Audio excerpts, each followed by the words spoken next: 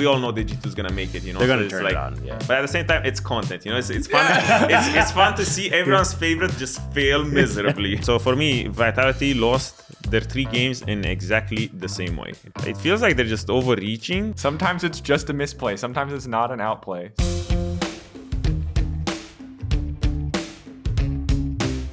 Hello and welcome to the EUphoria podcast, episode 13, ahead of week 2 of the LEC Summer Split. As always, we're available on Spotify, YouTube, Apple Podcasts, and SoundCloud. Yeah, this week we talk about should you get hyped about SK? Where do Karmine Corp stand? All the changes that came up over the course of talking about internationals and the new split setup, and honestly, just what you should be looking forward to in week 2. Completely agree. And the short answer is there's a lot to look forward to. And one of the things you can look forward to right now is that Odoamne joins us on the podcast. And let me tell you, he's got some of the craziest, most outlandish takes that I have ever heard. I can't believe he said that one. I can't believe he said it either. Let's see what he said. Let's get into it. All right, boys, here we are. Another episode of EUphoria. So excited. Yeah, that's right. Odo's here. Again. Good to have you. Official member of the broadcast now. Yeah. Ooh. You good? Do you like it? Are you excited? Do you miss grinding for 16 hours a day League of Legends? He does that anyway. I still do that, It's more like, it's just more mindless and more spammy than, just having to scrim. Because at least you had a goal. I mean, you have a goal as well, when you play solo queue, but you miss the structure, because every game is just so mindless. Yeah, but you don't have to play tanks, probably.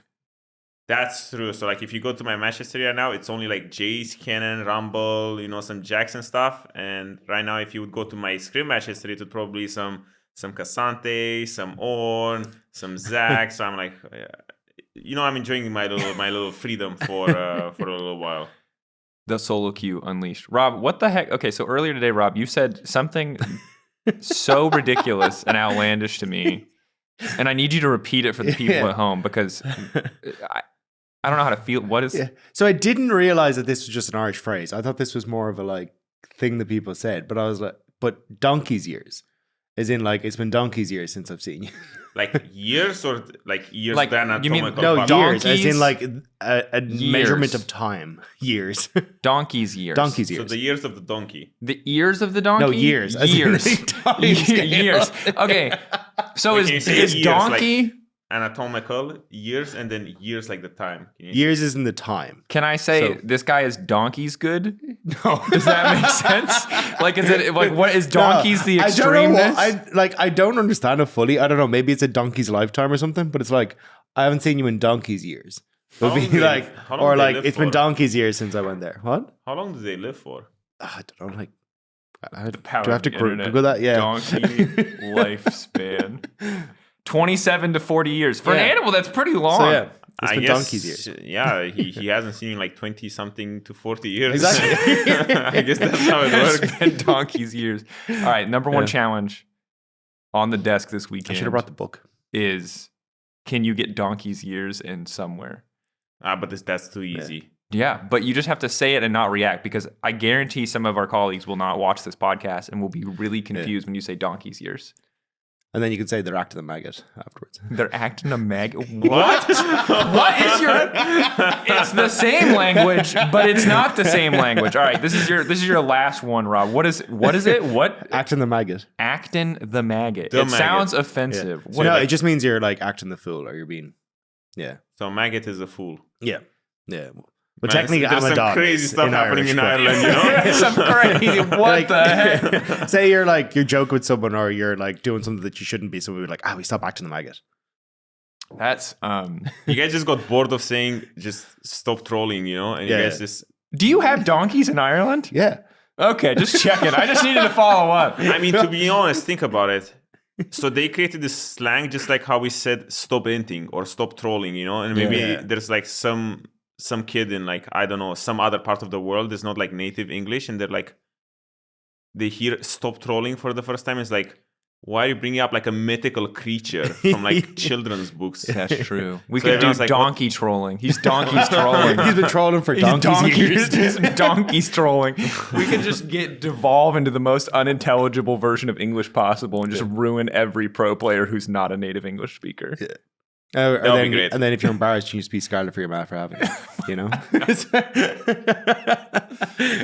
It's unclear to me where one word starts and another word begins. It's like every time you say an Irish idiom, the words blend together. The problem is I just go back to, I've unlearned all the ways I've learned to speak so that people understand me in a cast when I go back to saying Irish phrases, because I never use them on a broadcast, right?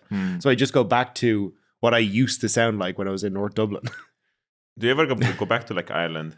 How often do you go back to Ireland? Every like 3 to 6 months, I'd say. And you stay there for a while? I bet like a weekend or something like that. Like, go to see family. And that. We should send you like on an expedition, and then you come back on the broadcast fully submersed. Oh yeah, that's the word. Submersed back into Irish culture, and then you bring back all the slangs, and everyone's like, "What the hell?" Yeah, no, it'd be like, "What's the story, lad?" What's the story? We float down. Oh my god! No one understand me. I will say it catches on because I've been saying "What's the story" more and more. I have Goldberg saying "What's the crack?" That's my crowning achievement. Oh my god! She's just like, so crack is CRAIC, which is just means like fun in Irish. So it's kind of like what's happening. Got it. Yeah. That is not what it sounded like. Yeah. I thought it was a drug reference. But you kind of get that a little bit. It's just like, what's the story? What's crack? Well, this has been very insightful, Rob. I appreciate that. Random segue. Speaking of international changes, there were a lot of them. If you missed the article and the video in the course of the League of Legends update, Esports is now included in those videos, so you might have missed it between the Arcane and the PvE and all that other stuff. But there's a bunch of changes, boys. I think the one that EU is probably the most interested in is we have a third international tournament that is guaranteed to be Fearless Draft. Which version of Fearless is unclear, but the way it was worded makes me think that it's like full Fearless, where like if a champion is picked on either side, it can't be picked at all again. Are we ready for a third international event? Odo, you're the current pro. Ish pro. I'm not trying to flame. I'm really not. I don't know what the right appropriate phrasing is here. Like you've been there for the busy schedules of like grind all year, all long. How do you feel about adding a like third international tournament? I think it's cool, but I feel like if you like attach to a lot of prestige to this international tournament, then it would make sense. If it gives you, some benefit for the year-long schedule in that sense, because even right now, segueing back to G2, they're back and everyone's like, oh yeah, well it looks like they're tired from MSI, blah blah blah, and everything. But at the same time, with this format, there should be in a way some useless splits if you're successful, because I mean, everyone loves Golden Road, because it sounds cool. But at the same time, imagine you have like 3 international tournaments. You go to like 2 of them. You can still go to Worlds, which is the third one, while sucking in, the summer regular season and stuff. So for me, it's nice. But I think right now, the way it works, everyone wants to win everything. And it's just going to kill you, So I think once you are more comfortable accepting that if you want to be successful, you might need to sacrifice the useless bits, because that's the thing. There's technically 3 domestic tournaments, 4 in Europe because it's season finals as well. We don't know. I think technically there hasn't been a follow-up announcement for what LEC is doing specifically, but I assume that all regions will just slot into like a 3-split system. So I can't speak. I don't actually know what the changes will look like for LEC, but I assume there will be some amount of changes. But just for like theory's sake, just for like exemplifying, is like there's going to be 3 international events, 4 domestic ones, I guess, for LEC, the way it's looking so far this year. And I'm like, you should just sacrifice one of them, if you want to be healthy for like all of these international events, because technically you want to win international events. That's what everyone is saying. So for me, it's a welcome change because everyone wants more international events.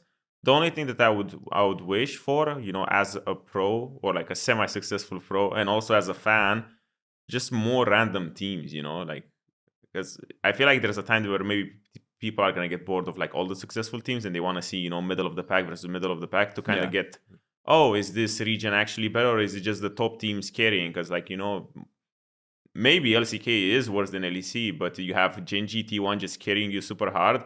While in EU, you only have G2 doing the heavy lifting, and you don't get to see the median, I guess, of the regions. But it's fun, Fearless Draft. I'm just now it's more nitpicky in how good will the format be and everything. Sure, yeah. I think I would be excited to see in the future more teams generally invited and more seeds, especially because they've kind of cleanly. And again, please read the announcement if this discussion is confusing to you. There's just too much to unpack here, so we're kind of talking about this in the assumption that you have read it. There's an article and there's also a video. So if you're missing any context here, be sure to check that out before you continue on in this discussion. But there's basically 5 leagues now, so I think there is room to invite more teams. And especially when you have kind of the Swiss stage at Worlds, which is a really easy way to do large amounts of teams. It would be cool to go down to like 5th seed, right? Because I think it could create some really great stories. Obviously, like LCK 4th seed, right? The death story, still one of the, probably the craziest run. Maybe will end up being the craziest run in the history of League of Legends, right? To win Worlds. And while the fatigue you talked about might result in sending different representatives, right? If one team, let's say, gives everything they have to this first split, goes to whatever this first tournament's going to be called, comes back, is struggling to keep up in the second split. Maybe they don't go there, but maybe they get to, eventually go to Worlds. Like, we might see slightly different teams, but for LEC especially, it's like we're probably expectation at this point, the way our league is now, is that we see G2 and X at however many X's there are at every single tournament. And I think G2 deserve to be there if they keep winning, but I think it is nice to have more representation for our region and for our league when we go international. Yeah, I think the question for me is more like, do we actually see G2 go to this international event? They learn, they get better, and then almost like they get back and other teams learn from how good they are, and they're like, oh, well, this is how G2 play, therefore we can learn off of them. Or does it just become a case of, well, we have 1 or 2 teams that consistently go to these events. They just skyrocket ahead of everyone because they get all this practice against international teams. And then everyone else is kind of just left in the dust. Because that's where I don't know.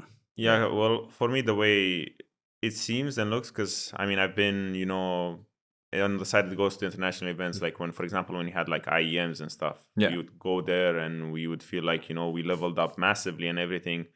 And this happens with like all the teams, your gameplay levels up, and G2 will come back with improved gameplay, boost the region a little bit, but there's still a lot of other aspects where you can't really level up. For example, like G2 can't level up other teams on, their scrim culture and everything. They did in a way with when they started posting all the scrim cancels and stuff, because everyone was getting like, publicly shamed if you're just canceling scrims, and then no one was canceling scrims anymore, because we even had the meme where you're like, guys, we can't cancel scrims because we're going to get on the list, But then our counterplay to that was like, imagine we make our own list and then we just like bullshit it super hard and we're like, yeah, they canceled against us. And then the thing is, if everyone has their own list full of like bullshit, then everyone's posting it, then everyone's like, what's the reality? Wait, so your idea for a counter strategy was to like flood the Twitter with fake flood lists. the market. We're gonna crash the market.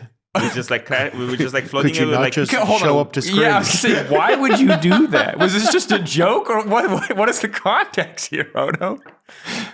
It's just for meme's sake, like when G2 comes and says when they imagine. So imagine this scenario: you go at the end of the season, Roman comes and posts the results of G2 scrims against everyone, and then you post it as well, and then you're just saying that you won against G2 on that day, and then they say they won against you, and then everyone's like, what's the reality here? Odo, you just planned a psyop. Yeah. you just made a strip.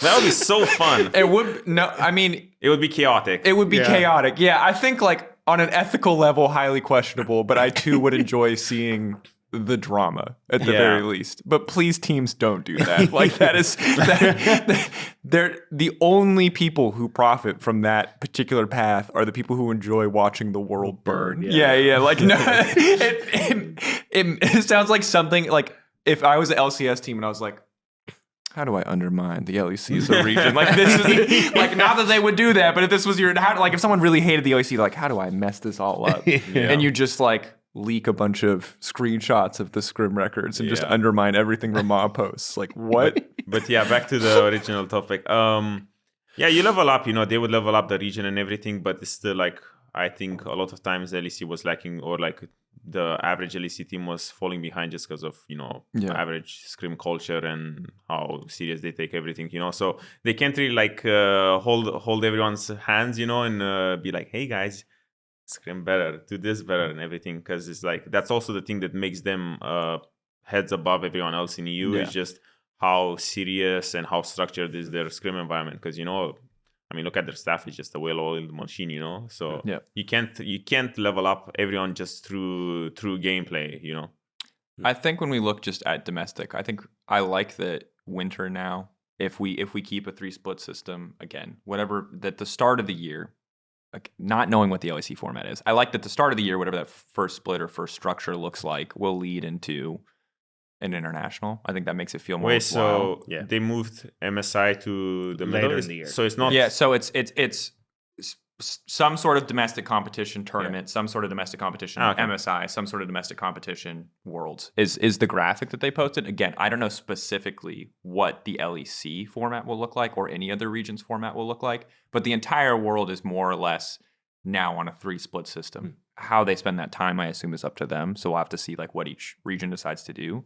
But the other thing for me is I'm like, the more international competition there is, the more that I worry about it like taking away from LEC domestically. Because I think already you can feel in our current format, right? It's like winter split, there's a shield, there's some pomp and circumstance, but it doesn't quite feel as important. And I worry that like if you try to sell everything as important, then nothing feels important. Yeah. It's only by comparison. And I would be really sad if, as much as I love international competition, and I love that, like it's a peak of League of Legends, I really want pros in EU who aren't maybe going to get the chance to go international, right? To still feel like this is really significant and that like LEC really matters. And I don't think that this is like the only factor is like more international tournaments. I don't think that that's like the biggest decider. But I do really want the guys who are, you know, fighting to be in playoffs, maybe not our playoffs because it's top 8, right? But the guys who are fighting to be top 4, even if they never see an international, to be like, be able to look back at their pro career and said, I was like great in Europe, and that like means something. And I worry that because we're always talking and looking ahead to the next international and the next international and the next international, that a lot of those players won't maybe get to look back with as much pride on their careers as they deserve. Because like at the end of the day, like it is still really impressive to be top 4 in the LEC. It's just most of the world and most of our fan base, and I think this goes to us as well, like we're always looking international first. Yeah, I don't know. Like, I still think there is the prestige, as you say, that comes with it. I don't think this diminishes it. I think it just gives you another opportunity to try and make it to an international event. Yeah. Because it's like, we look back at last year. Now, obviously, G2 running it a bit this year, but last year we had, multiple different teams that end up picking up a split, and then suddenly there's a guaranteed international that you can go to, rather than it kind of being a, hey, well, you know, winter wasn't your one. Sorry. It's not the one that leads into something. So I think it's cool that you have the win the thing and then move on to the international tournament that corresponds with that. Yeah. And that's what I said earlier. I think it's important on how it evolves in the future, because like we're getting a lot more internationals, but the fact that, again, it's only like, you know, top 1 or top 2 going to internationals. If you create this meta of like, you know, only the top 2 teams going there, people might stop being interested in the road for everyone else, because it just makes all these like minor, well, the thing is, compared to an international LEC, LCK, all of these regions are kind of like minor, you know, it's like a minor tournament in the grand scheme of things. And it might just take like the prestige and the interest out of it, because it might just make, you know, the international events being the mainstream. And then you're not so involved in the road for everyone, because you know that it's only going to be like 2 teams, you know. So that's why maybe in the future, if you level up where it's more teams than that, you know, get like 4 or like, you know, the middle of the pack or whatever, then it makes you more interested and involved in watching the progress from like all of these regions, because all of a sudden I don't know, it just hooks you in a lot easier than, you know, seeing all the same 1 or 2 teams every single time. Yeah. And I think based on like the history of EU, right? Like we've always been a pretty top heavy region. Like there's usually one, and then there's like one best team and there's one team contesting them. Kind of the exception year to that is like the Mad Rogue year that was really close.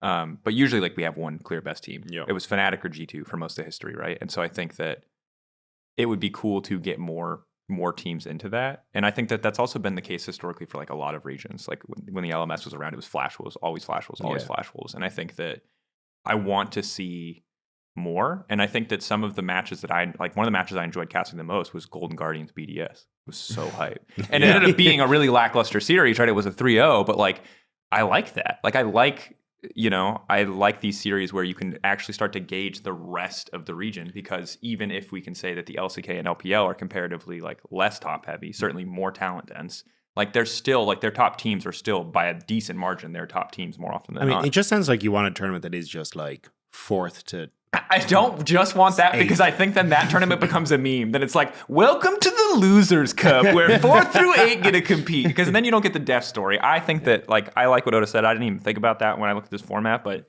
I would love to see more 4th and or 5th seeds if it's something that's like sustainable, right? If it's something that is viable, or maybe like we bring back a gauntlet or something and like first 2 go or whatever, and then like you have 5, 6, 7 competing for 2 spots. Like maybe we get Rookie at Worlds finally. Then I'm fine with that. I mean, as a like side mark, like think about it like how football is. You have like Champions League, and then what is it now? It's Europa? like Europa League or whatever, and it's like if you win Europa League, it still feels good. Everyone's still like, wow, you're so cool, you won. No one's gonna be like, well, you didn't win the Champions League, so you suck. So. But at the same time, the way it is in esports, and there for sure is everyone's gonna be whining. Well, yeah, I lost at Worlds, but you won this cup. Well, I should have just been lower seed, so I would be winning that cup instead. So it's gonna be a lot of salt, and it's gonna be mega janky. Yeah, I mean, I think that I like that they're making bold calls. Obviously, we didn't talk about APAC or the Americas League, and that's like a whole thing to unpack. I think there's more controversy there with the consolidation kind of a Northern and Southern Conference with CB LOL, et cetera, and APAC is emerging of a lot of different regions. But we'll kind of just gloss over that, not because I don't think it's interesting, but just because it'll take a lot of time to dissect, and those also aren't the regions that we generally cover. So instead, I'm going to shift over to community questions. We went to Twitter. Do we not want to do the Fearless? Oh yeah, should we talk about Fearless? Yeah, Fearless I'm hyped draft. for this. Fearless draft, first tournament of the year, guaranteed to be Fearless. I don't know what the future looks like for other formats, but there's obviously a lot of Fearless kind of littered throughout the world right now. LPL is doing it, NACL is doing it, a couple other places too. Do you want to go first, and then I want to hear what Odo has to say about I've been Fearless. watching a lot of LPL, and I really like this format, but I'm hoping we get actual Fearless where it's like, whatever was played in the first game, you cannot play in the second. Because at the moment, it feels a little bit like, oh, well, we give Skarner, then we get Skarner next game. Like, this is fine.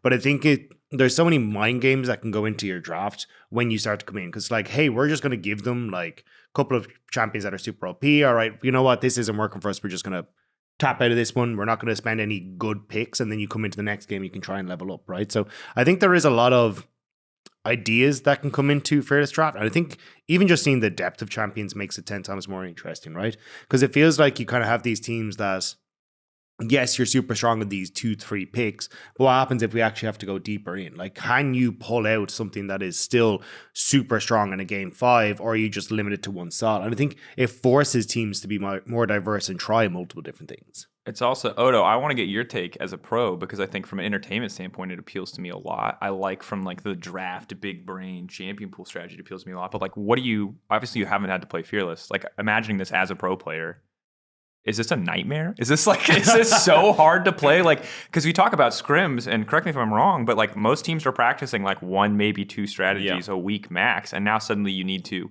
and I think it's exclusively for best subs, right? It's not like you need to, obviously doesn't apply for best of 1. But like, how does this change at all? Does this just change everything? Yeah, I think it goes back all the way to how you scrim. The thing is, unironically, I did get to some extent some sort of like Fearless draft. I think it was one of my first ever BO series. I think it was 2015 summer versus Fnatic. And so we were practicing. I remember going into like that series, everything being open, right? Because that's usually what you practice. And all of a sudden, I'm playing versus Suni, right? And it's my top meta. And all of a sudden, there's like 6 to 10 top bans out of nowhere, And all of a sudden, I'm playing my 7th best champion, when I practiced only like 4 for that series, And him as well, he was playing Lee Sin top with Smite. Then we ended up playing Diana versus Vladimir later in the series. And I'm like, how the hell did we end here, And I guess that's the result of, or like that's where the Fearless draft in theory wants to go, where everyone is forced, going into a game 5. All of a sudden, there's like 50 bans. Well, plus the another 10 that every team bans. So it's like 60 champions are like banned. And then it becomes like chaos, and it's just raw skill and talent and whatever instinct wins.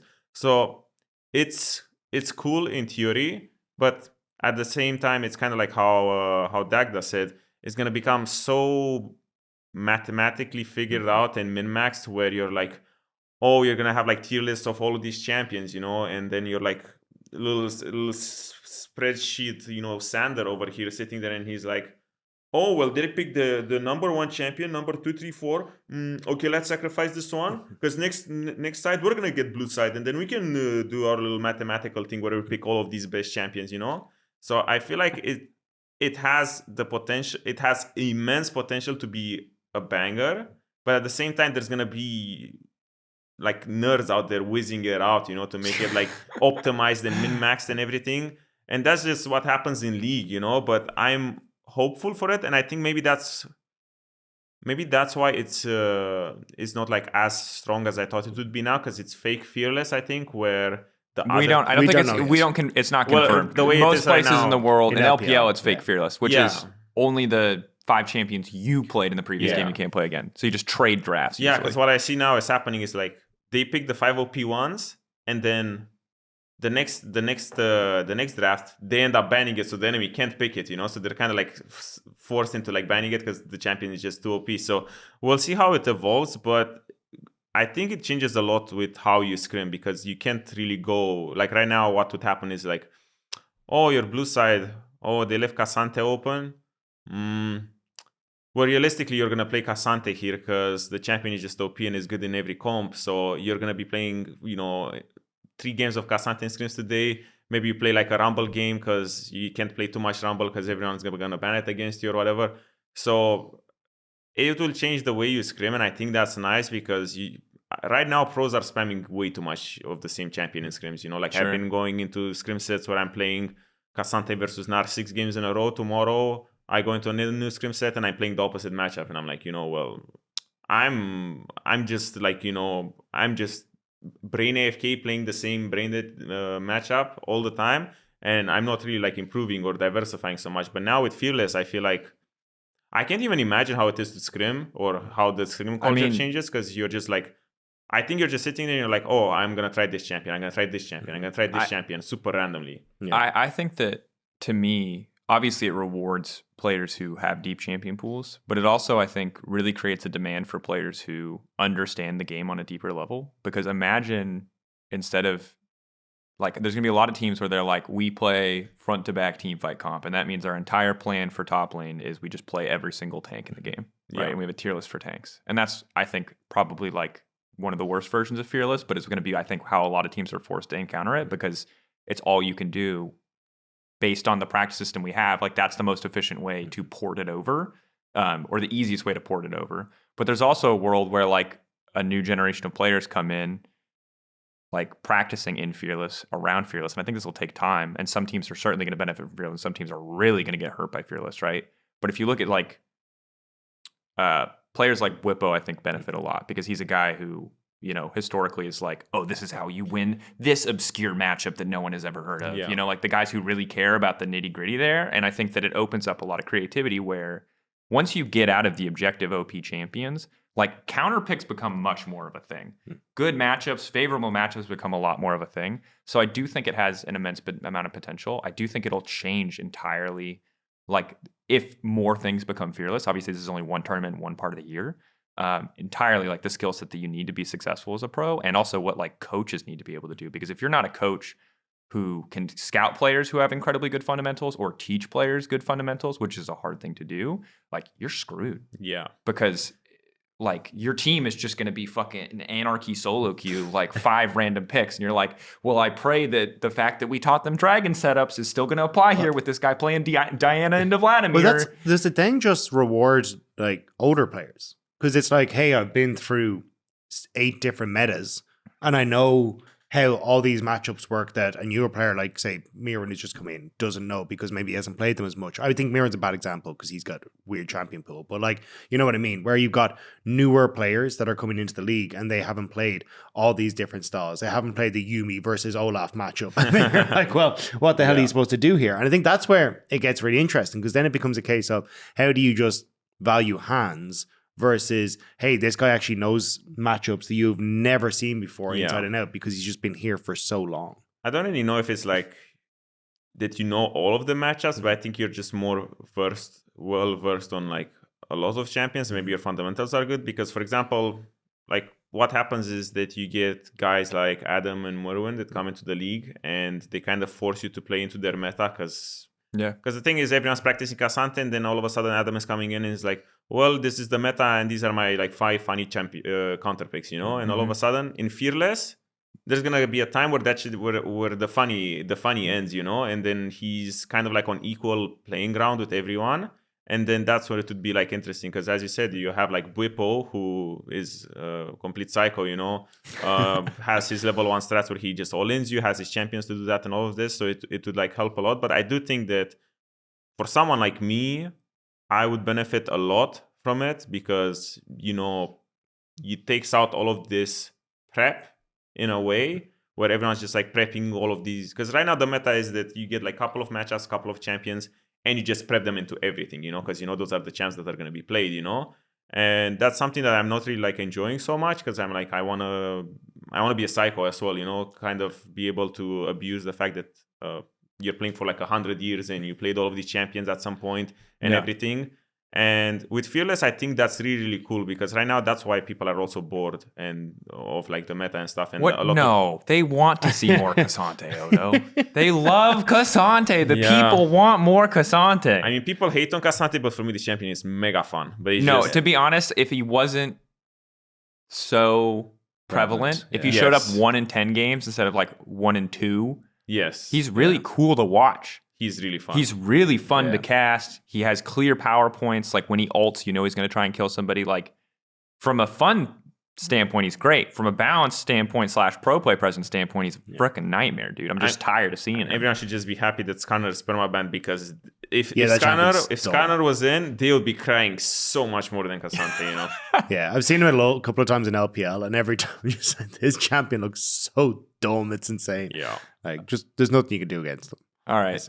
That's kind of our coverage on the new changes. A lot to be excited about. We'll talk about Fearless more as we see more about it, and if it ends up being a part of LEC at any point in the future, or as we get closer to that international tournament next year where Fearless is locked in. Again, lolesports.com has the article if you want to read the full list of changes. Otherwise, there's kind of a summary in the League of Legends update. But let's shift over to our community questions. We asked, who surprised you in week 1? What surprised you in week 1? Who stood out? I'll start from YouTube at Goliath_red. Pretty obviously, G2 surprised this person. Top esports should be embarrassed, honestly. I feel like, correct me if I'm wrong, that feels like a bit of an overreaction. Yeah. Yeah, like... I think, they're just coming back. They've clearly taken a break. And a lot of the things that I see from G2 are just dumb mistakes, which are you clearly just haven't got your brain turned on yet. Like Caps TPing into the back of Baron Pit. And it's just like, oh, there are 5 members of the enemy team here. And I haven't looked at the Baron Pit, so they could just walk directly into that tri-brush on top of me. There's a lot of, or even Hans and Mickey overextending against SK in that top lane, where they're like, oh, we see Talia clearing the ward in tri-brush. And then they just don't think that she has her ultimate, so she just ults in behind them and kills them, right? It's a lot of dumb mistakes where it's just like, lads, come on. Like, if you were on point, there's no way you would ever die to this. You'd actually cop it, but it just feels like they just haven't got the brain switched on yet. Yeah, and I think there's a difference between, you know, mistakes or bad plays that come from, you know, lack of understanding or, you know, having poor fundamentals or just being careless. Because for me, I just looked at all of the ins that, like, for example, Mickey had or whatever, and for me, my first reaction, I look at it and I'm like, he's just bored, you know? And I'm like...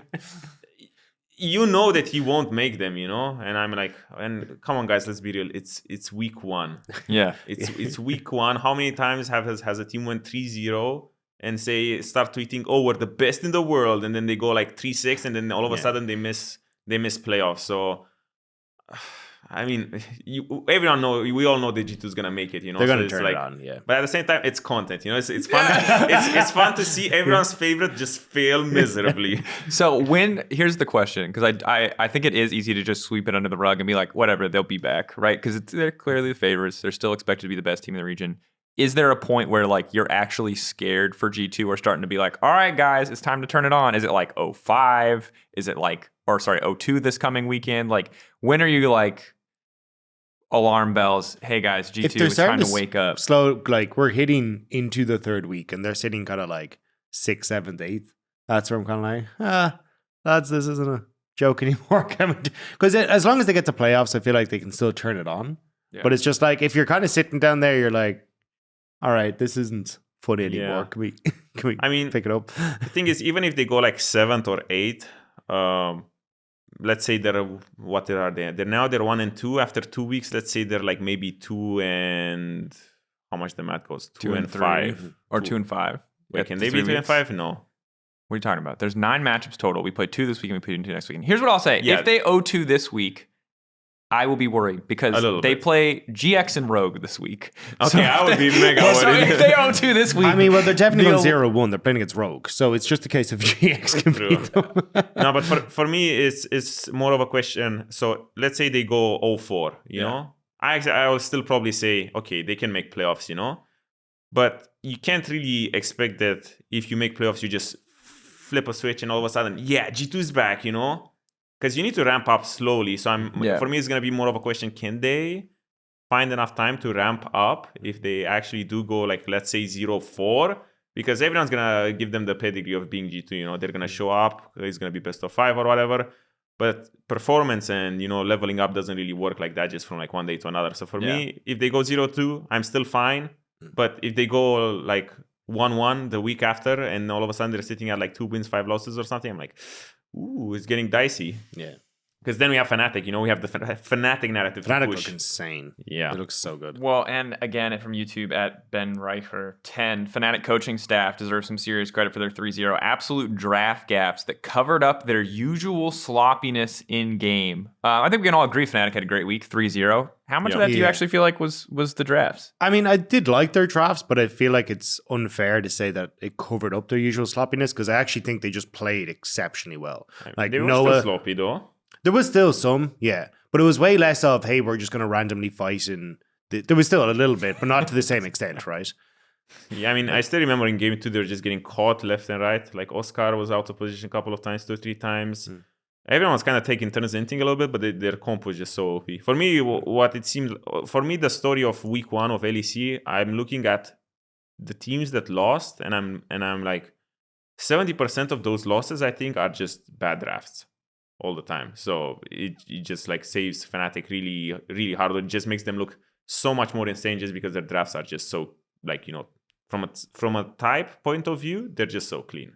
Yeah, I think using the core key really well. We saw a lot of teams struggle to close out, but the Champions clearly does a lot early. Humanoid was on point with the Hui, and the Ivern looks like super disgusting. I still think like the double 80 carry drafts look really good. Double 80 carry with Ivern, I assume, is still like one of the best drafts that you can get. But in general, I think we ran into a lot of situations this week where like Senna felt like trash this entire weekend. Yeah. Like she just doesn't do enough damage, I think. And when you pair it with like a Talia who also doesn't reliably do enough damage, we just saw so many comps just like... I do like it if you're going to say like have Rumble top, carry jungler, like damage mid, and then you're like, oh, we're Senna Ornn bot lane. Yeah, and that's where I'm like, cool, now you've got damaging and can do things. But if you're going to go in with the Ornn boss and you're going to end up playing like another tank top, I can't remember which team we saw, but someone else was like, oh, we've got a tank top, we got an Ornn bot, we got the Senna who's not really doing anything, and then we've got a regular jungler like a Lee Sin or something that can do some damage, but isn't I really think that was what was it, GX draft? I think they had like GX draft. Varus mid lane was lethality, which to be fair, Jackie's had a great game, but it was Ornn top lane, Vi. Senna, Nautilus, and Vi. So there's just the comp is janky, you know. If you change one or two of those picks to make it like a harmonious comp that they all want to do the same thing, and all of a sudden it will work, you know. But that's the thing. I feel like a lot of times Senna's being picked with like, you know, Ornn or Nautilus, which is like the typical pairing, but then someone else is trolling somewhere. You end up with like a Corki Rek'Sai or something, and I'm like, what the hell? Yeah. But I do think Fnatic coming into it had looked to me like they'd adjusted the best to the meta, where it was like, hey, we got the Ivern. But even I personally just prefer like Blackfire Torch on Hui. I think you do so much more work with the way you go Blackfire Torch into Leandri's. And Humanoid was doing that most of his games. It felt like Noah was a beast on the Corki. He really had a great like couple games. Really impressed by him. It felt like they kind of knew how they wanted to approach this meta. And I think, yes, you can look at drafts and go, oh, well, yeah, that's great. But I do want to give a shout out because I think Noah, great weekend. I think Jun was fantastic. It did feel like across the board. Even Oscar was good. Was a beast. Like it felt like individual performers really leveled up, and I think that's why we saw Fnatic do so well versus, hey, yes, obviously the drafts can help, but I do think individually these guys really stepped up. Yeah, definitely. Agree. TG Burt, #Man City. Okay. Man likes money. I respect that. Time for a banger episode. Thank you. So, Bert wants to know, what do you think about the current state of top lane? Because you talked a bit about it on the broadcast. Like, lane swap is kind of gone, not entirely gone. We got to see Rumble versus Kennen. And I was watching it from home on Monday, and I was like, I can't believe we're getting Rumble versus Kennen, and Odo is not playing top lane in this meta right now. It's like it's like your time to shine. Not that Kennen looked great. It seems like Exhaust is a hard counter. But how do you feel about like top lane generally? Do you feel like it's still a supportive role? Do you think there's more room for creativity? What's your thoughts on top? Not really sure, because obviously, competitive meta is different from, solo queue meta and all of this. But for me, it looks like there is some flexibility. It looks like K'Sante is not really like there all the time. The problem is with top lane right now is that there's a lot of bans. I feel like there's not super OP champions on other roles. So right now, every game you go in, you see TF ban, Rumble ban, Scanner ban, and all of a sudden you're kind of back into some variation of the K'Sante meta and everything. But I do feel like you can have decent enough impact, especially now that lane swaps are, mostly gone, because BDS is still doing their version of the lane swap, but it's not really that annoying or toxic towards top lane. You're still ending up in a relevant spot in the game, so you're not really set far behind. But yeah, I'm just curious how it's going to adapt on this patch, because we're going to see like 3 more weeks of this patch.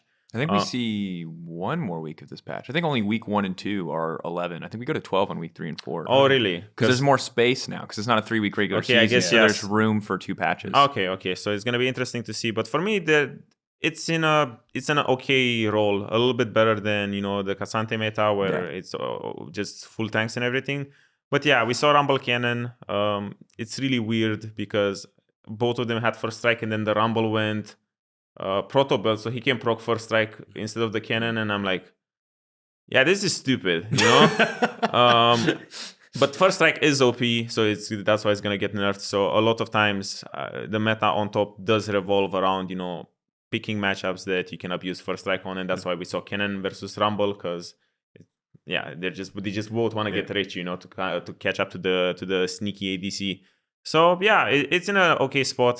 Still not like fully creative as much as you would want. It's still kind of forced into tanks or Rumble or Kennen. Yeah, Kennen's kind of bad though. But I want to pick your brain a little bit further in a conversation we actually had backstage, because you were saying, hey, look, I actually really want to see more Enchanter supports, which means that then we were kind of chatting saying, hey, that probably means you need to engage elsewhere. It comes from the top side. So in your head, do you see that you think there should be more tank tops so you can enable Enchanter supports? Or do you think we're in this position where the Rumbles are just too strong, the TFs are just too strong, so you still want those engaged supports to be there to enable these carry top laners? Yeah, so the thing right now I feel like is that Rumble is an OP, TF is probably still an OP, and these champions work best with an engaged type support, like Nautilus or at least an engaged type jungler. But I feel like right now, we saw SK win with Sejuani, I think, twice. But I still think this champion is maybe not the strongest, and still AP champs on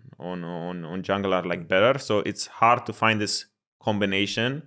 So most of the time when I'm looking at, okay, how is the role distribution in game, I look at top lane and support. So they kind of need to balance each other out.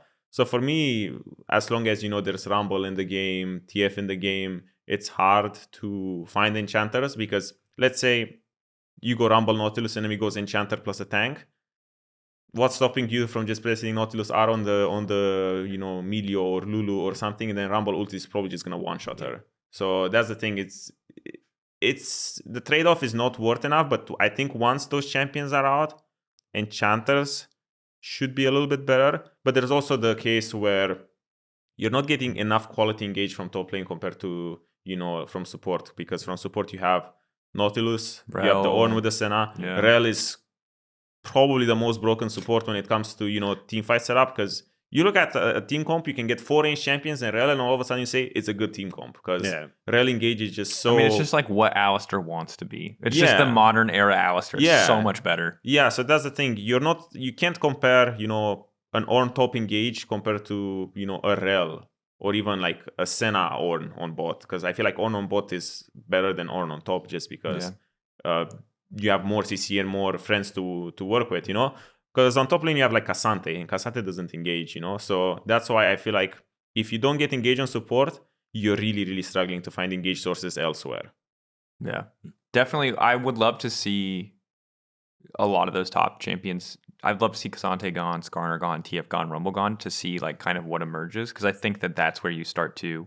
Most likely something else will just be broken and it'll just be whatever that is. But it'd be cool to see a little bit more topside diversity. I don't love how easy it is for teams to just pick Cassante and then just kind of see what you ban a TF, you ban a Rumble, you pick Cassante. Like Skarner's obviously going to get banned at some point in the draft too. And then it's back to business as usual. Yeah, and we saw that a lot from BDS. Like Adam just blind picking Cassante going, hey, I don't really care what you do. We're just going to go full tank. It's just such a good champion. Yeah. Man. It's so good. And it's also like there were like 8 top lane bans in that. Every time BDS is playing, so... Yeah. Makes sense. Last question for the day from Azrael. Sorry, I don't know why my phone made that so small.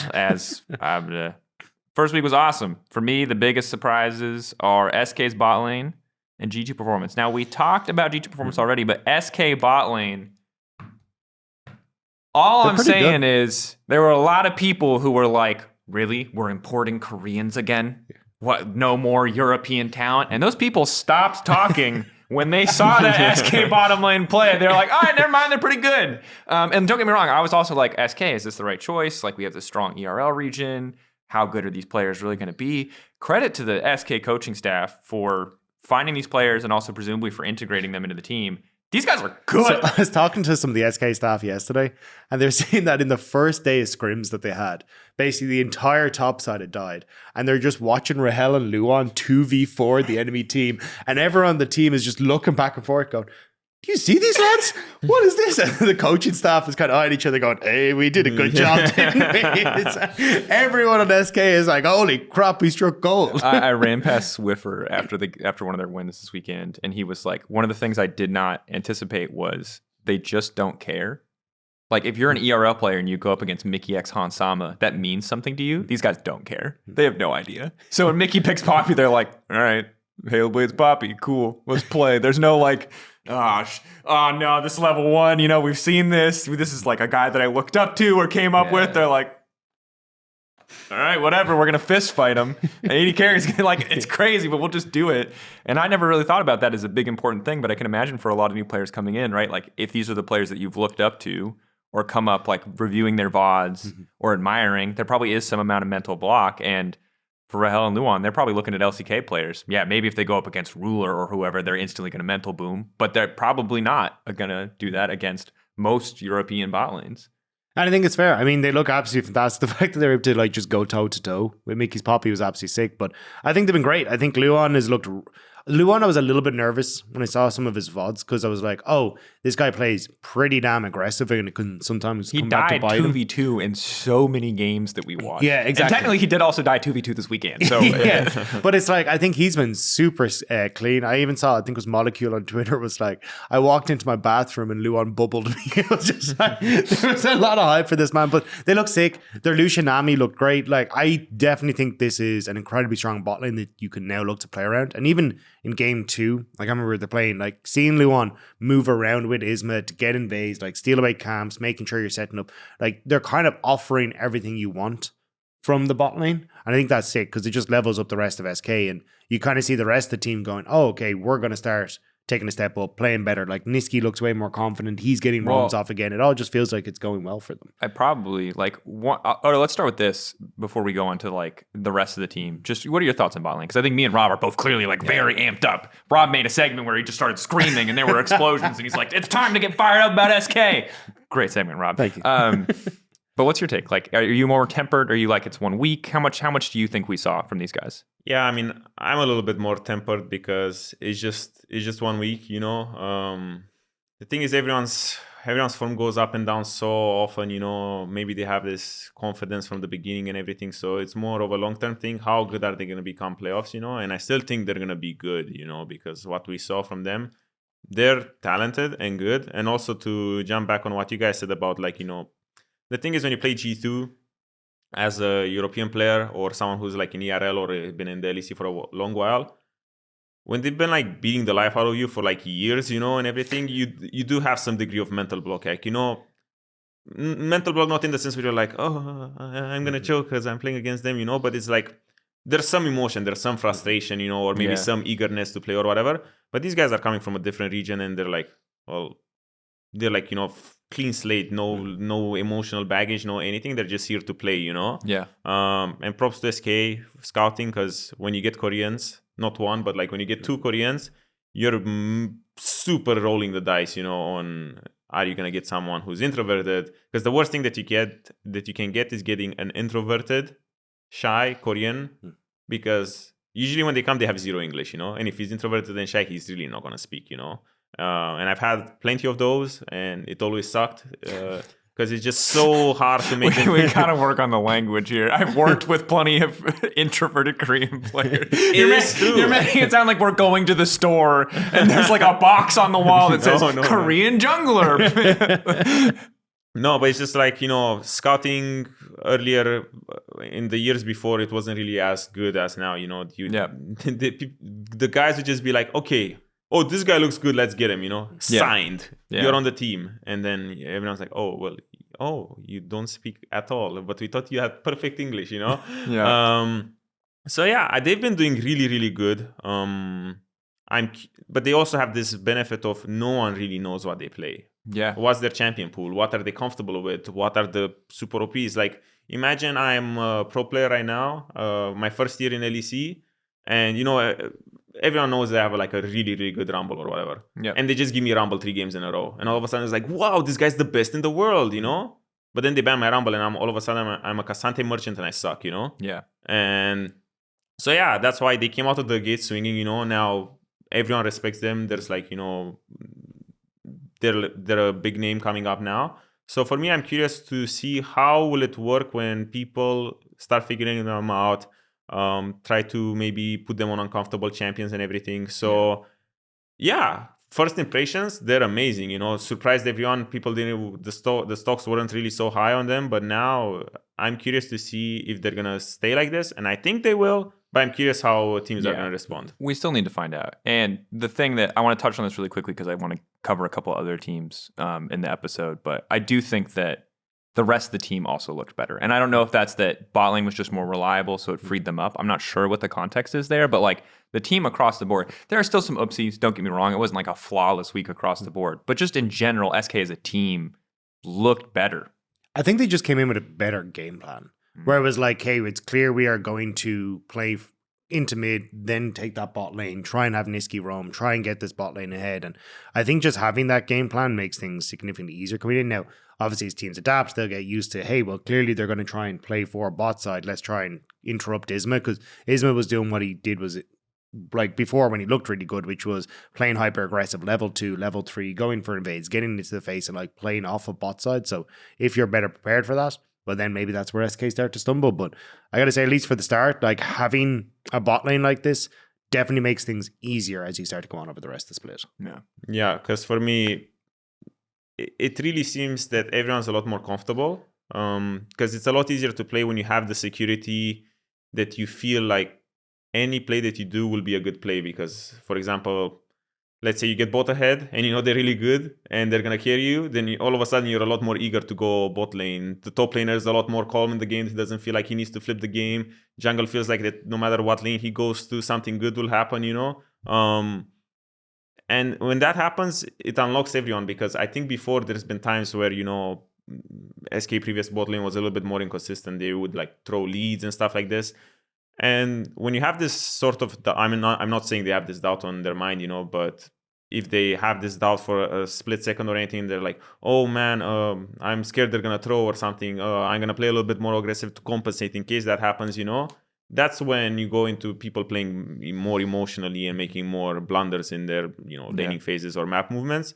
But the fact that, it seems like, especially after these 3 games, there's trust with their bot lane. I feel like everyone is just playing to their normal level, calm, and just making, educated plays. Yeah. In that sense. And I think we'll see, again, there's more that we need to see from the bot lane to understand. We'll also need to see what happens if they start to lose a game or two, if that trust remains, if the performance stays high. But for now, optimism about SK for sure. The other team that had a solid week, not a 3-0 week, is KC. 2-1. The results, I think, indicative of positive change, but I think I was a little bit skeptical about some of those games. I would argue rightfully so. Obviously, upset scaling on Jinx, eventually holding out against MDK looked pretty good, but how hyped do you think people should be about KC? Now, I don't want to drag this into the fandom, blah, blah, blah, blah, but like in general, just from like an objective as we can be, analytical standpoint, like where do you see KC right now in the league based on, a pretty decent, I'd say 2-1 week? You wanna go? I'm still a little bit reserved on them. Like, they got the early lead against Fnatic, didn't really work out for them. I think Con had a bit of a rough game.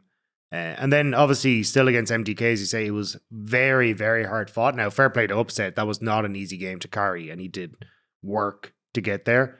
But yeah, I think it's just, I haven't seen enough from them where I'm like, oh yeah, this team is going to pop off and be absolutely amazing. They do look like a team, at least now, that can maybe get in towards playoffs, but I'm still not 100% sold on how good this team is. Yeah. Well, definitely, I think they should have been 1-2. MDK threw the game in very, very silly ways. I've seen signs of life improvement, compared to the splits before. It feels like they're a little bit more coordinated, everyone's a little bit more together, because before he had Bo just going in by himself. Right now, there's a lot more cohesion on the timings they choose, There's still obviously some issues when it comes to objective setups and stuff like this, and the fights that they choose to take, but at least now they take them together. I'm not sure how good they're gonna be. I think they will, for sure, they're a better team than before, for sure. Yeah, 100%, yeah. But I don't know if this 2-1 is an indicative of, okay, they're gonna be 2-1 now every single week, so they're gonna be 6-3, so they're gonna be top 4, so they're gonna be good. For me, they're still gonna be middle of the pack, because the issues that I've seen, I'm not sure how they're gonna be, playing against Fnatic or G2 or the top teams that are, just abusing this whole meta of, objective setup is the way you win games. Signs of life, though, improvement and positivity. But again, I wouldn't put them over, like top 6 or into the top 4.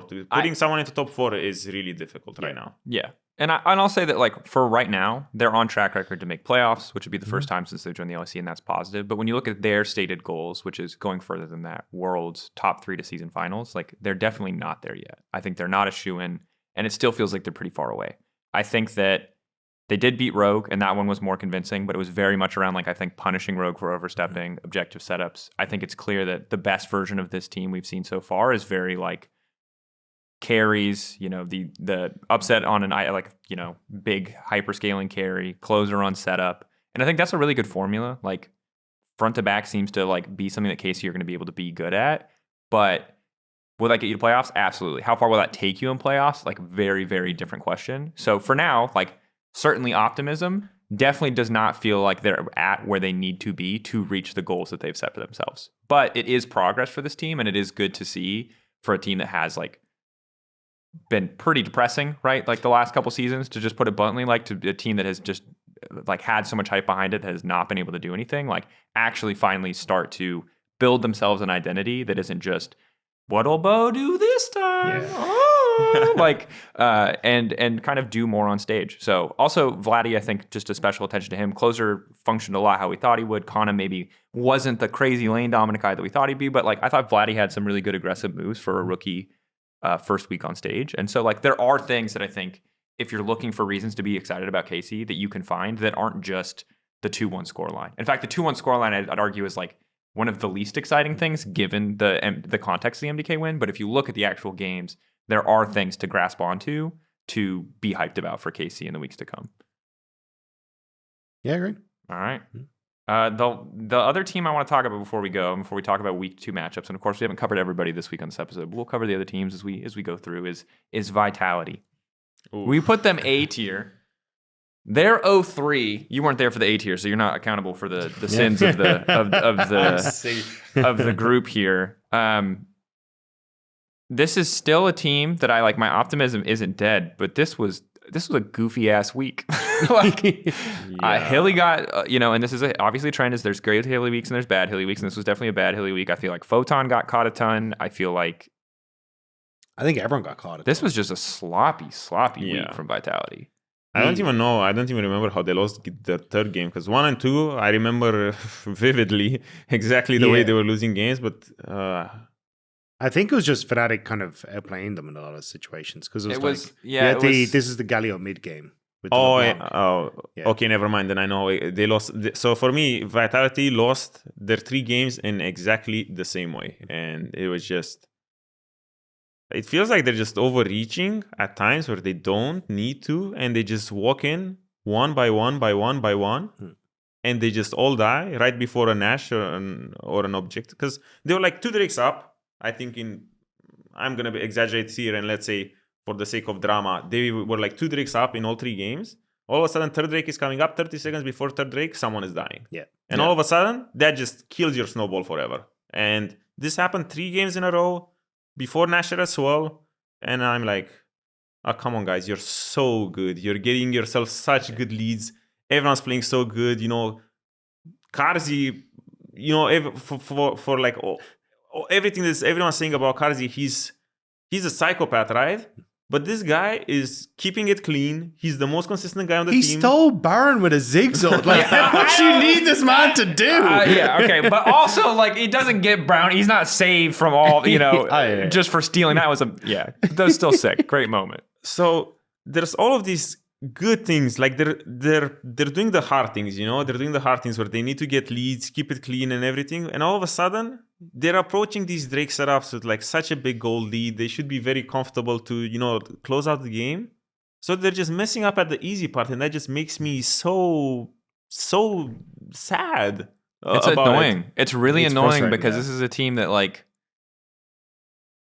This feels like our they're a top team if they show up on the day team, but I'm never going to bet on them team. Like, there's always got to be one, and right now it just feels like it used to be Fnatic, but as Fnatic start to clean up, now I'm looking at Vitality to be that team, and I hate putting teams in that bracket because it makes them so hard to talk about. But if they come back week 2, obviously, like, you can just be like, this is still clearly supposed to be a good team. There's good things that they can work on there. But if the conclusion from their games are good until they make like a really irrational or stupid decision and then lose the game, it's like those are the worst teams to talk about, because it's like, what do we say? We say, they're probably going to draft all right. They're probably going to set themselves up to win all right. And then they're going to throw at some point. And it's like, what's the analysis there? What are we grasping on for? Hey guys, here's all their setup. This is beautiful. And then this guy gets caught. Why? No idea.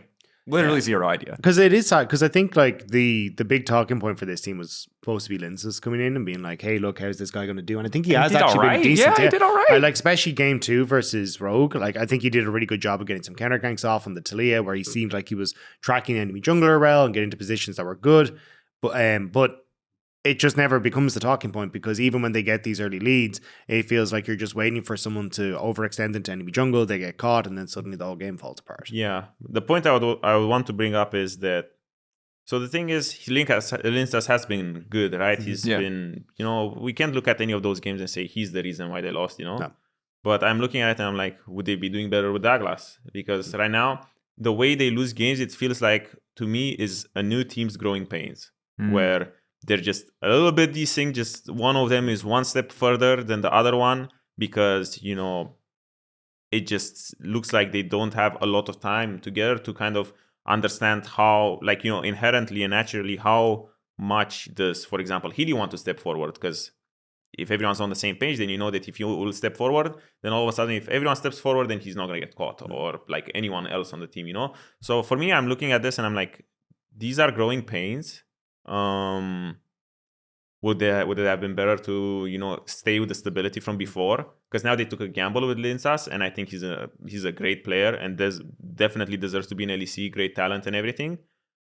But right now it's not a matter of like how good is he, it's just how much time everyone else on the team has to kind of become a unit again. Yeah. Because the split is short, still. Yeah. I mean, technically we have 4 weeks now instead of 3. It's a bit more time. So yeah, it's always going to be like on the back of everyone's mind, was this gamble worth it? I still think it's going to be worth it. It's just these growing pains are going to be annoying for everyone on that team. Yeah. And as a spectator to watch a team build a lead and then you're like, you want to give credit to the enemy team, but it's like, when someone scores an own goal in football, you're like, wow, they just mind controlled them. That was so good. They made them kick it in their own goal. Wow. And obviously the teams that did beat Vitality still do deserve some credit. It's not like, again, but like moments like that where you see a team really controlled and then they just seemingly for no reason just like make an oopsie. It's just annoying. It's an annoying thing to talk about, right? Because you're like, I would love to give credit to the enemy team for being geniuses, for standing exactly where they're supposed to stand, and that enemy team somehow forgetting that. But I can't. Sometimes it's just a misplay. Sometimes it's not an outplay. Sometimes no space is being created, to be clear here. Sometimes no space is being made. And that's okay. Week 2, though, guys, shifting ahead, looking forward, there's a lot of super, super hype matchups. We mentioned earlier, G2 are playing Giant X and Rogue this week, which I think is a banger because if there's a time to beat G2, now is the time, and this would be a super cool way for one of these teams to get a win. But the one that I'm the most excited about is the SK matches. So match of the week, SK versus Fnatic, banger, Korean bot lane banger, absolute. But day 1, game 1 is also BDS versus SK, which ICE. Also looking great. Yeah, so Korean 80 carries in our league are popping right now, and SK are going to run the Korean 80 carry gauntlet. How do you guys feel about SK's chances heading into these matchups? I think that this to me, I thought G2 would be the first real test, and I don't want to discredit the G2 win. I think they did play really well, but this is probably like the toughest week that they'll have this entire regular season. Yeah, I think against BDS, the big question is going to be like, can you get these early leads and hold on to them? Because we've seen BDS obviously be very good at finding moments to come back into games with team fighting. So I think that's going to be the first real test to say, hey, look, how do you function in a game that is going to be set up around objectives where you're slowly team fighting? You're going to have to like whittle them down bit by bit. I think that's going to be super interesting. And then Fnatic, it's going to be a test for like, hey, look, well, your mid jungle is looking better. How good are they against this? Because Jun is a beast. The mid jungle for Fnatic is really, really strong at the moment. Like you're being tested on so many different parts of your game. It feels like this is going to really give us an indication of where they're at. Yeah, and also BDS lane stop will happen. So let's see how SK does in lane stop. Yeah, that's a great question because I think they'll bust it out. Like it's not the same tool that it used to be, but it's clear that you can still. I know if someone's going to pick a Kennen into you can still swap into the Kennen and you can still get an advantage despite how hard they've made it to win out, at least in terms of gold on lane swapping. Yeah, imagine being a Kennen and you get lane swapped on and then get exhausted every time you come into a fight. I mean, BB was really sad that game because like in that swap, walks up, dies, TPs back, dies. But also it's so cursed because like for people who don't know, when you swap as a top laner, like the thing that you care about is just getting as much XP as humanly possible. Yeah. But there is no worse champion in the game to pick up XP than a level 1 Kennen. Yeah. You just E at the wave and pray a creep will die. You're like, just level 2, please. Like you just hurl yourself in, little ball of lightning. When he TP'd in, you can just see him going, and I'm pretty sure not even a minion died under the tower before he was just gone. And even if it's a questionable TP, it's like, well, you're damned if you do, you're damned if you like. What are you saving the TP for? In 5 minutes, you're going to be a level 3 Kennen instead of a level 1 Kennen. I mean, you can see him like launching himself, ready himself up in the brush at topside right before he's just like, I'm going. And then suddenly there's a jungle that just comes out. And he's like, oh no, mistakes have been made. Oh yeah. But yeah, SK definitely. What did I say? Definitely, this is their test week because everyone's kind of saw, there's no shock of SK week 1. You don't know what they're going to play, how they're going to look and everything. And I think especially against Fnatic is going to be really, really tough because my stocks are not so high on SK having this sort of Sejuani prior that they have in the jungle. I think it's a little bit janky. It works, but I do think when Fnatic is not, like AFK and they will do like a lot of stuff, you can't rely on your Korean bot lane as SK to like you can't just pick Sejuani and rely on your bot lane to just be mega ahead at like minute 5 already, like having 2v2 kills and everything. In a game that's a little bit more balanced, it's gonna be a little bit more hard, But credit to Isma, even in game 2, I think who was it against G2? their ball lane fell really far behind, and him with Sejuani, he had to be very proactive to get them back in the game. But I think especially against BDS, a lot of things are going to be tested in terms of like macro, swaps, everything, how it's going to look. And against Fnatic is kind of right now the raid boss. It's kind of like same level as G2, you know, but it looks like they came back from MSI without the you know, exhaustion, the lag. Okay, I like that. We'll call it the lag. G2 are still lagging. Yeah, so they're playing on China servers still. Yes. So they came back without the lag, where everyone's like, you know, clean and the team is very cohesive and a unit. So for me, if SK goes 2-0 this week, that's when I'm getting excited about SK. Hell yeah. I do also, like, just to hit on briefly, want to see a little bit more from Irrelevant, though. Yeah. Because, like, I think while the rest, like, the bot side has been looking fantastic, and that's kind of where a lot of the proactivity's been, there just hasn't been as much from Irrelevant. I expected when he got isolated and was just like, hey, I can play my game, he's going to be in a good spot, but he just hasn't really had the same sort of impact I was expecting from him. Yeah. So I want to see coming into this week, especially because you are going up against Adam and Oscar, and he's going to be someone I am keeping my eye on to be like, hang on, like, what's happening? Because in the last split, he didn't have a good time. Like, he was overextending. He looked like he was just completely desynced with the team. Didn't look like the Irrelevant that we were expecting to see when he was popping off on the jacks and everything like a couple of splits ago. So I'm just going to be slowly keeping my eye on Irrelevant just to see if we have that same Irrelevant that a lot of people were expecting. Yeah, definitely. I think he had a little bit of janky games. I think even in the Nara game where he won against G2, I think a lot of time he was TPing into fights and like as mini Nara, you know, it was like complete zero rage, can't transform at all. So the timings looked a little bit off, and even in the Rumble game, he had, you know, he was kind of overextending a little bit in lane, getting caught. But at the same time, his performance in fights was really, really good. You know, he was still doing his role, even though he was maybe set a little bit more behind than he should be. He had great performance, but people expect more because people are, you know, everyone's super high on the Irrelevant hype train. Oh, he's the next really, really good top laner that the region will have and everything. So yeah, so far SK's bot lane stole the spotlight from him, and now if he levels up, then this team is, you know, gonna be a problem. Yeah, well put. Last matchup to talk about, hit on really quickly. KC versus Team Heretics. We're following the journey of KC closely, of course, over the split. And don't worry, we haven't talked a lot about Team Heretics or Vitality.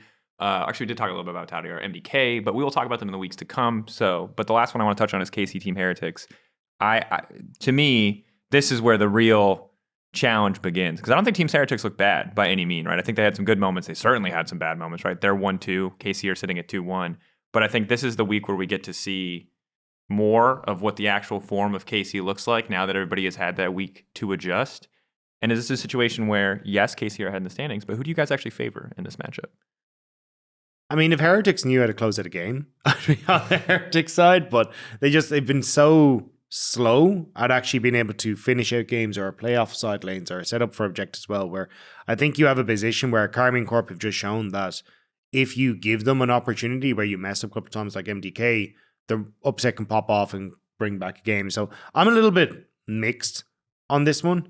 It feels like if you can get Heretics on a good day, they should be able to take it, but I don't think Karmine Corp are just going to roll over like I would have expected from them over the last couple of splits. Yeah. For me, power level between these two teams is quite similar, even though it's, you know, 2-1 versus 1-2. Heretics came out a little bit slower than I thought they would, because I think for the previous splits, they've been doing quite well in their setups and everything, so they looked like they're kind of clean with it. Even in the game against GX, I thought their objective setups was really, really good, but now I guess there are two games they lost because of different reasons. But I don't know, I would still favor Heretics, I think, because okay, I'm on Hopium a little bit, you know, like I know what that roster can do, you know, like with Wander, Jankos, Flacket, Trimby. I'm not so sold on Soiru so much because it's still like he had only like one split. I'm still not sure how good or how amazingly talented he can be and everything. So that's a little bit more neutral, but I just look at those four and I'm like, they should be doing really, really good. Doing really well. So for me, you know, I'm just on the Hopium here that they're gonna fix a little bit some of their problems this week, and you know, I mean, KC is still gonna level up. You know, everyone's gonna level up from week to week, but I still favor Heretics here, even though they're like behind in the standings. And I mean, yeah, their losses didn't really look that great. They were kind of sad. Well, that's our fourth game of day one. SK versus Fnatic is our match of the week. That's the fourth game of day two. We're opening the week with BDS SK. It's going to be an absolute banger. Tune in this weekend. This has been EUphoria, episode 13. Not very lucky. Unlucky. There you go, Rob. Move the head. There it is. Thank you so much, Odo, for joining us. Thank you to everybody who listened. We'll see you this weekend for more LEC action coverage, SK bot lane dominance, maybe. Tune in.